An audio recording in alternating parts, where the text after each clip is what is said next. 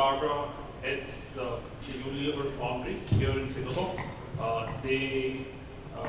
It's a very curious entity. They actually are in between startup world and what is traditionally corporate. Yeah, I mean, thanks for coming. Anything you want to add before we start off on Unilever? No, that's good. As long as you don't call us an accelerator or an incubator, I'm fine. Yeah. So, I mean, thing has been, I've been in down the level 3, yeah. Down level 3. Fairly interesting. I mean, but my first reaction was Unilever, right? And Unilever is every globally, and your R&D budget is $1 billion. So why are you still looking at startups? Why are you trying to encourage startups to be a part of your program? And what are you trying to learn from that? This is the thought behind why this. Yeah, it's a fair question. Unilever Foundry is very different from what R&D doing or procurement is doing. First of all, we are now about 5 years old. We started out of London, and we started out of our marketing department. So we're reporting to our CMO. We used to be our CMO, Kate Wheat. And at that time, 5 years ago, we were answering the question around digital transformation, digital marketing. So the startup that we were looking at engaging with were startups in the marketing and ad tech space. Today, we have evolved. We have a couple of wins under our belt. And so we're working with other kind of startups. Some are for the R&D, the others are for supply chain, logistics, finance. The whole idea of Foundry is to acknowledge that outside technology is moving extremely fast, and we are here to identify those pieces of technology and bringing back into the business. So this is why we are more a business partner of our R&D and procurement and supply chain or marketing department, rather than replacing. It's a support. Great. And for a startup, when we were just talking, you said that there are hundreds of startups that you guys have helped in your foundry. So what's in it for them, and why are they interested to be a part of your program? I think it's as much as we are looking at identifying technology in startups to work with, startups are looking for business opportunity. So you need to look at the foundry as a bridge or a double-way bridge, I would say. We are here, our team in Foundry here is to understand internally what are the problems we're trying to solve. And once we have identified those problems, or let's say opportunities where we think that technology can help, we go outside and find startups. So if you are startups, and I have been there, when you go and try to knock on the door of a company like Unilever, but any big organization, first of all, you need to find the right door, which is difficult. And second, you need also to time it. You might have the best technology and the best startup, the best solution in the world. If you are not there when we need it, or if we are busy on something else, or if the budget is gone, etc., that doesn't mean that your solution is not right for us. It's just the wrong timing and probably the wrong team as well. So this is why the Foundry is here. It's really to be that connector, to build that network of connection with what's happening outside and the need inside. The luck that we have today, I would say, is after 5 years being around, especially in Southeast Asia, the business, Unilever knows us. And they know that if they want to work with a startup, or if they are looking for a specific technology or a problem to solve, they now come to us. And that has changed a lot. When I started the Foundry 5 years ago, I was basically begging for people to give me projects to work on, until we started to have a couple of wins and interesting startups to scale with us. And now they come to us. So what's in it in the startup? It's basically, we should be the best chance to be able to work with Unilever. And do they go beyond Unilever, or do the startups have been focused just on Unilever? So most of the time, I hope that startups are working with more people than just Unilever. It's kind of a guarantee for us that the startup will be sustained. You need more than one client, so they are totally allowed. That's why it's not an incubator or it's not an accelerator. It's not a program per se. it always starts from a business need. When we have the need, we speak out externally and we start to reach out to people. And then we do a pre-selection. So we have a funnel model. We look at the large landscape of opportunities and technologies. Once we have identified how we may want to solve the problem we have, we start to dig into the startup. And then we are filtering what we think are the best startups to answer the need. And one of the things when as people from the startup community, right, there's always this perception that it's very hard to work with corporates, especially if you're inside the military beast. How do you guys help them make the transition? How do you help your teams work with startups, because startups are disruptive by nature, right? And So it is difficult. It is difficult for us as well to help that connection to happen. But I think the most important thing is, and especially if you are startups and want to work with any other corporates, because you do have tons of programs, incubators, accelerators, etc. You have different models out there. So you have a lot of opportunities to engage with different corporates. The key thing is to understand if the corporates has the clarity why they want to work with startups. What is their objective? One thing that we are not doing, for example, we're not investing into startups. The Foundry team is not here to find potential investment. We are really here to solve a problem that we have, to fill the gap. So you need to understand what is behind the agenda of the corporates to work with startups. And the second advice I could give to a startup who wants to work with a big organization is to understand the willingness for that organization to explore, to experiment. Working with a startup represents a certain level of risk. How the business behind is engaged. I mean, procurement is the most difficult part when you engage with a corporate, especially if you want to be paid. And then when you start to hear things like secure by design and all those things that my colleague Tamsin here knows by heart, it gets difficult. So you need to find the right team within those corporates who have those keys to remove the roadblocks, because you will have roadblocks. No, it's good. So, I mean, are there any success stories that you want to share with people? No. Zero. No, 0, 5 years, you didn't? No, nothing. We're still there, but nothing. So we do have, interestingly, I think the best way for me to answer that is to give you what are my KPIs as leading the Foundry. When we started, the KPIs I had was the number of pilots. How many people in the organization I managed to convince to work with the Foundry. Because you have to understand that every single pilot we do with a startup, we actually pay for the pilot. It's a commercial relationship, but I don't have budget. I need to convince the business that I found the right solution for them, and I need to convince them to put the money on the table to actually go and work with the startup. So that was basically for the first 2 years. Then we started to have those success stories.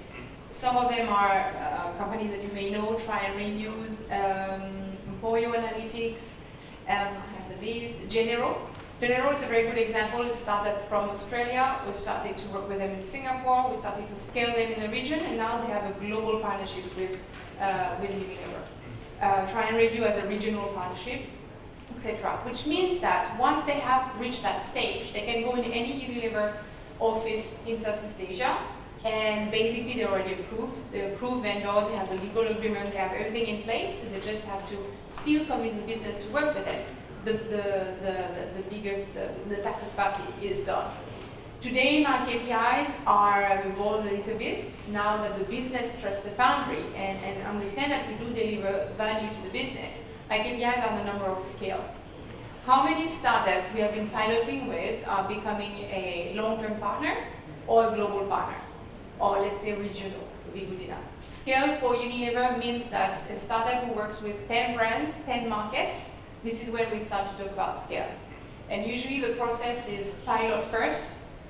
The pilot is usually not enough to go from pilot to scale. What we have noticed is pilot, then you need some iteration. You need to find more brands to work with you or functions. And then we can start to measure the traction. We start to measure the results on the pilot. After a pilot, it would be really unfair to say that the solution has impacted Unilever. because the scale is not there. Our role is to identify the opportunity of impacting the business at scale. We help the startup to get more projects going on, and roughly after, it depends, there is no rules, but between 5 to 10 projects post-pilot, we can really start to measure traction from the business. And then we help to scale.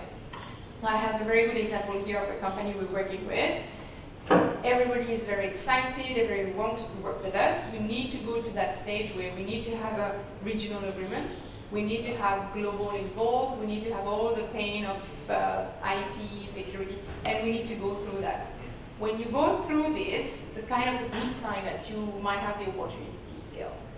So, yeah, that's my new KPIs.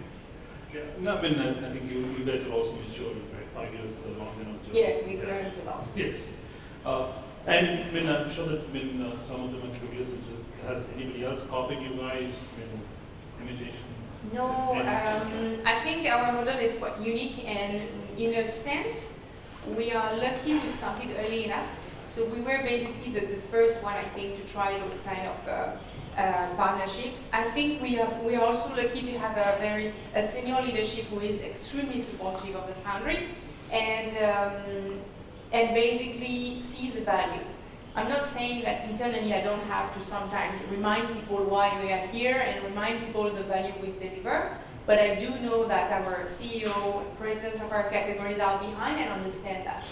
The key is to connect back with the market and make sure that every single project, most of the projects we do actually deliver the value that we are expecting.